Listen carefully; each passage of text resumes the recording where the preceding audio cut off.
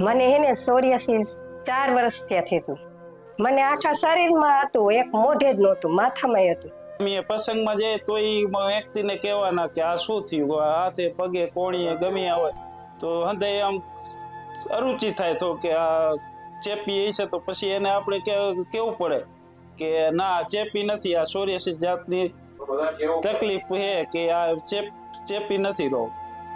વર્ષાબેન અનિલભાઈ પાછોટી.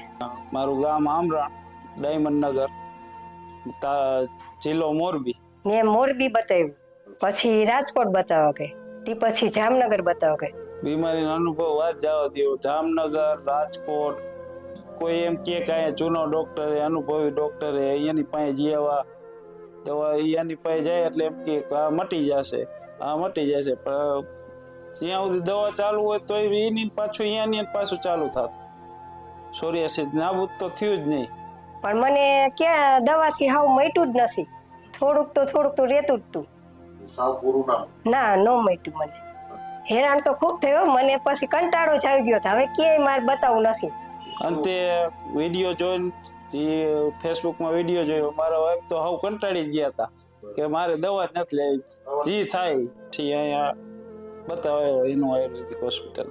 પણ એ મને કે ફેસબુકમાં વિડીયો જોયો હતો ને એટલે કે હાલ હવે છેલ્લે એક ધક્કો કે એનું આયુર્વેદિકમાં લઈ આવી પાટણથી દવા. મટી ગયા પછી છેલ્લે અહીંયા આવ્યો. એ મટી જતું ને વળી થઈ જતું. ક્યારેક તાવ આવ્યો હોય ને તો વળી આખા શરીરમાં થઈ જાય.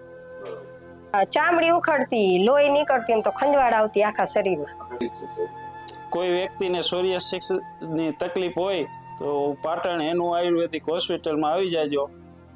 ગમે એમ કરીને સોરિયાસિસ મટી જ જાય હોય 100%. મારો અનુભવ બોલે છે. એનું આયુર્વેદિક હોસ્પિટલમાં આવવાથી મને 100% રિઝલ્ટ મળ્યું. 100% રિઝલ્ટ મળ્યું છે આ 1 મહિનામાં. હા, મને 1 મહિનામાં મટી ગયો. હા, સાહેબને તો સાહેબનું ઘણું સારું થાય. અને સાહેબનું હું તો એ જ કહું કે આ ભગવાન મળ્યા અમને. સાહેબનો ખૂબ ખૂબ આભાર. મેં આ વિડીયો એનું આયુર્વેદિકનો જોયો ને, કે કોઈને પણ સોરિયાસિસ હોય તો એનું આયુર્વેદિકમાં આવજો. અને મને તો ઘણું અહીંથી સારું રિઝલ્ટ મળ્યું છે. સરનો પૂરા સ્ટાફનો ખૂબ ખૂબ આભાર. હા, અમારા જીવનમાં ખુશાલી આવી ગઈ. હાવ કંટાળી ગયા હતા ઘરના, દવા જ નથી પીવી મારે એક જાત.